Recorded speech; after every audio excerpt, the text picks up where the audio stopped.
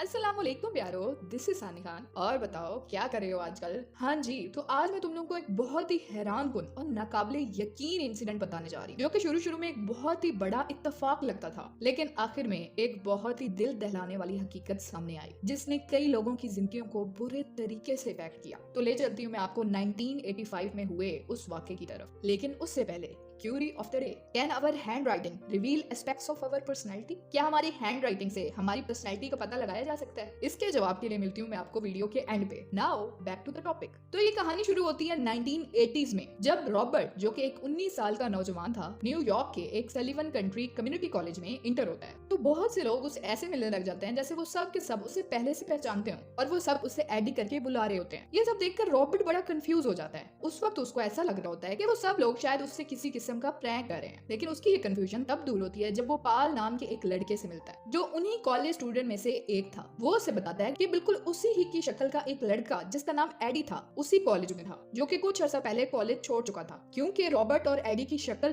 बिल्कुल एक जैसी थी, इसलिए सब लोग उसे एडी ही समझ रहे थे। रॉबर्ट को इस बात पर यकीन नहीं आता, तो इसलिए पाल उसे एडी के घर उसे मिलवाने ले जाता है। जब रॉबर्ट और पाल एडी के घर पहुंचते हैं, तो रॉबर्ट और एडी एक दूसरे को देखकर बहुत ही शॉक हो जाते हैं, क्योंकि वाकईतन वो बिल्कुल एक जैसी ही शक्लों के मालिक थे। उनके चेहरे की फीचर्स, बालों का घुंघरालापन, हत्ता के आवाज भी बिल्कुल एक जैसी थी। वहाँ उन दोनों को ये शक होता है कि शायद वो दोनों ट्विंस यानी जुड़वा भाई हैं, क्योंकि उन दोनों को पता था कि उन दोनों की ही फैमिलीज ने उन्हें अडॉप्ट किया था। डीएनए टेस्ट के बाद ये कंफर्म हो जाता है कि वो वाकईतन आइडेंटिकल ट्विंस हैं, जुड़वा भाई हैं। अब ये खबर उन दोनों के लिए ही बहुत ही बड़ा झटका थी। वो अपने माँ बाप से पूछते हैं कि उन्होंने उन्हें क्यों नहीं बताया कि उनका कोई जुड़वा भाई भी मौजूद है, क्योंकि यूनाइटेड स्टेट के लॉ के मुताबिक अडॉप्ट करते वक्त अडॉप्टिव पेरेंट्स को लाजमी बताया जाता है अगर उस बच्चे का कोई बहन भाई या कोई ट्विन मौजूद हो। लेकिन इस बात ने उन दोनों को अजीब हैरत में डाल दिया कि दोनों के ही पेरेंट्स ये बिल्कुल नहीं जानते थे कि उनका कोई जुड़वा भाई मौजूद है। ये खबर मशहूर होने लगी और यहाँ तक के अखबार में भी छप गई। इस खबर के अखबार में छपने के बाद एक डेविड नाम का लड़का दोनों भाइयों से राब्ता करता है, और वो उनको बताता है कि मैं आप दोनों की तस्वीर देखकर हैरान रह गया। मुझे ऐसा महसूस हुआ कि मेरा चेहरा ही किसी ने अखबार की खबर में डाल दिया। मैं भी 19 साल का ही हूँ, और मुझे कहीं न कहीं पूरा यकीन हो चुका है कि मैं तुम लोगों का तीसरा भाई हूँ। उसके बाद डेविड की भी मुकम्मल जेनेटिक टेस्टिंग होती है, जिसके बाद ये कंफर्म हो जाता है कि डेविड उनका तीसरा भाई, उनका आइडेंटिकल ट्रिपलेट है। इन तीनों भाइयों की कहानी बहुत मशहूर हुई, यहाँ तक कि इन पर एक फिल्म भी बनी जिसका नाम 3 आइडेंटिकल स्ट्रेंजर्स था। इनकी और इनकी फैमिली से इंटरव्यूज हुए,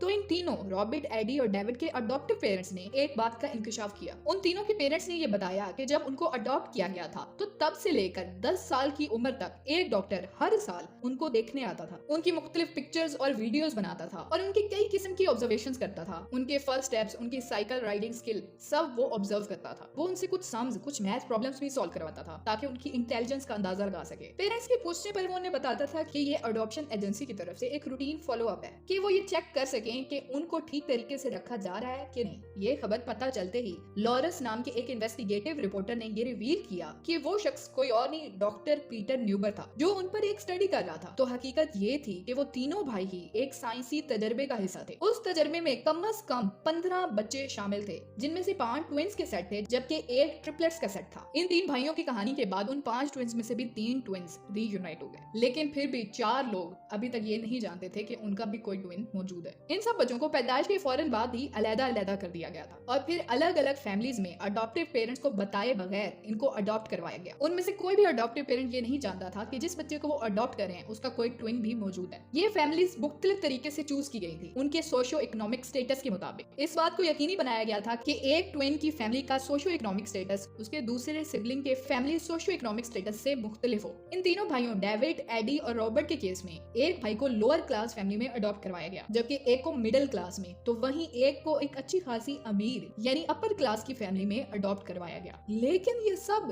किया क्यों गया? असल में वो रिसर्चर्स नेचर और नचर पर एक्सपेरिमेंट कर रहे थे। उनका ये एक हाइपोथेसिस था, उनका ये मानना था कि अगर बच्चे को पैदाइश के वक्त अलग अलग माहौल में, अलग अलग सोशल स्टेटस में और अलग अलग पेरेंटिंग स्टाइल्स में बड़े होने दिया जाए, तो चाहे वो एक ही माँ बाप की औलाद और 100% डीएनए शेयर ही क्यों ना करते हो, यानी आइडेंटिकल ट्विंस और ट्रिपलेट्स ही क्यों ना हो, फिर भी वो अलग अलग इन्वायरमेंट में बड़े होने की वजह से अलग अलग बिल्कुल मुख्तलिफ पर्सनैलिटीज के हामिल होंगे। यानी वो इस चीज को साबित करना चाहते थे कि नेचर यानी जेनेटिक्स से ज्यादा फर्क नहीं पड़ता, हमारी नर्चर यानी हमारा इन्वायरमेंट, हमारा माहौल ही सब कुछ होता है। हम जो कुछ भी होते हैं, हमारी जो भी पर्सनैलिटीज होते हैं, हम जैसे भी इंसान होते हैं, वो अपने माहौल, अपने इन्वायरमेंट की वजह से होते हैं। इसी वजह से डॉक्टर पीटर हर साल उनको आकर ऑब्जर्व करता था ताकि उन सारे बच्चों को अपने ट्विंस और ट्रिपलेट्स से कंपेयर कर पाए। तो फिर नतीजा क्या निकला इस एक्सपेरिमेंट का? अलग अलग फैमिलीज में बड़ा होने के बावजूद वो तीनों भाई काफी आदत सेम रखते थे, जैसे कि वो एक ही ब्रांड की सिगरेट पीते थे, उन तीनों ने ही रेसलिंग सीखी थी और उन तीनों की ही रिलेशनशिप चॉइसेस भी काफी हद तक सेम थी। इसी तरह दो बहनें पोला और एलिस भी इसी एक्सपेरिमेंट का हिस्सा थी, वो भी 35 साल बाद मिली। उन दोनों बहनों में भी काफी सिमिलैरिटीज थी, जैसे कि दोनों बहनों ने ही फिल्म मेकिंग की तालीम ली थी, दोनों ही राइटर्स और एडिटर्स थी, यहाँ तक कि उनका म्यूजिक टेस्ट भी सेम था। लेकिन इन ट्विंस और ट्रिपलेट्स में इन सब सिमिलैरिटीज के बावजूद बहुत सारे डिफरेंसेस भी थे,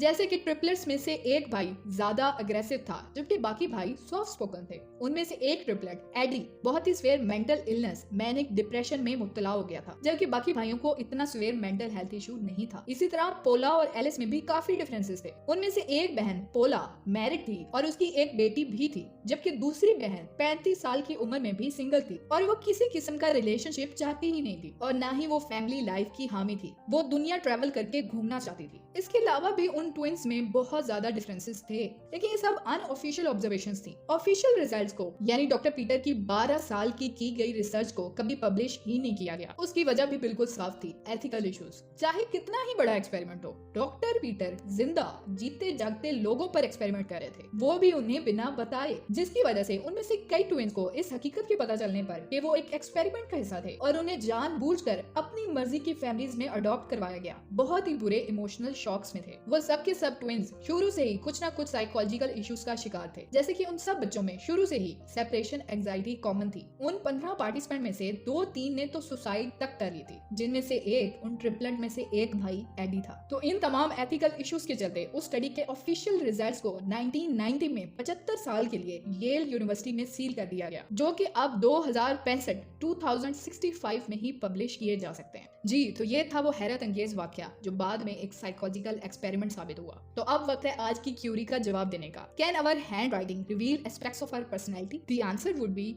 यस। हमारी हैंड राइटिंग हमारी पर्सनैलिटी के बारे में काफी कुछ रिवील कर सकती है। मिसाल के तौर पर अगर आप बड़े बड़े लेटर्स लिखते हैं तो ये इंडिकेट करता है कि आप ज्यादा एक्सट्रोवर्ट, ज्यादा सोशल हैं। आपको लोगों से मिलना जुलना, इधर उधर घूमना फिरना और ज्यादा बातें करना अच्छा लगता है। वहीं अगर आपके वर्ड्स और लेटर्स एवरेज साइज के हैं तो ये लेटर साइज डिपिक्ट करता है कि आप बाकी लोगों की बनिस्बत चीजों को बेहतर तरीके से अडॉप्ट और एडजस्ट कर सकते हैं। इसके अलावा at the same time small letters indicate shyness and introverted personality. ऐसे लोग ज्यादा जल्दी किसी से घुलना मिलना पसंद नहीं करते और चीजों को बड़ी ही बारीकी और बड़े ध्यान से देखते हैं। इन पर्सनैलिटी एस्पेक्ट्स के अलावा भी ग्राफोलॉजिस्ट या हैंड राइटिंग एक्सपर्ट सिर्फ और सिर्फ आपकी हैंड राइटिंग से आपकी कई पर्सनैलिटी ट्रेट्स का अंदाजा लगा सकते हैं। जी, तो ये थी आज की वीडियो। मिलती हूँ मैं आप लोगों को अगली अच्छी सी वीडियो में। तब तक प्यारों, रब सोने दे हवाले।